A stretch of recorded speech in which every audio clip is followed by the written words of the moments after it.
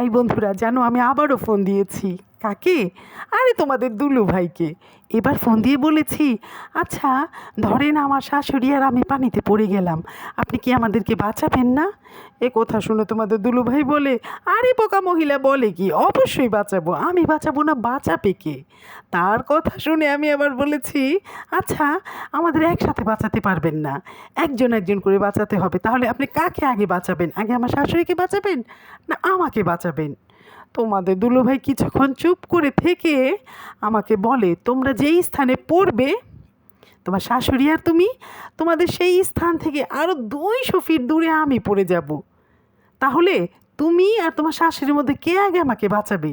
তুমি এখন তোমার শাশুড়িকে ফোন দাও, দুই শাশুড়ি বউ ডিসাইড করো কে আগে আমাকে বাঁচাবে, তারপর আমাকে বলো, আমি তোমাদের ঠিক 200 ফিট দূরে যেয়ে ঝাঁপ দেবো, তোমরা আমাকে যে কোনো একজন বাঁচাবে।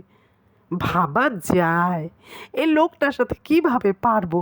হুম, মানে কিছুতেই লোকটাকে আমি চেতাতে পারছি না, যেন কোনো ফাঁক ফক্কর পাচ্ছি না। আমি লোকটার উপরে আমার যে জিদগুলো আছে আমি ঝাড়বো, কিছুতেই পারছি না। কেন এত বুদ্ধিজীবী হয়ে যাচ্ছে আমার স্বামীটা, আমি সেটাই বুঝতে পারছি না। বন্ধুরা বলো তো, কীভাবে তাকে চেতাই? তাকে চেতান তো বড় কথা না, আমি তো তাকে পোক করছি, সে যেন আমাকে চেতায়, সে যেন, মানে কি বলবো, আমি যেন রেগে যাই তার উপরে।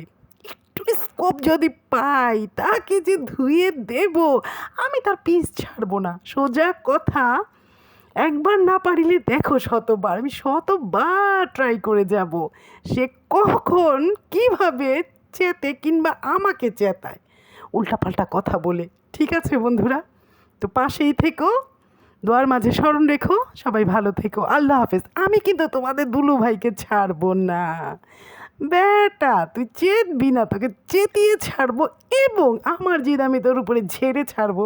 ঠিক আছে না বলো?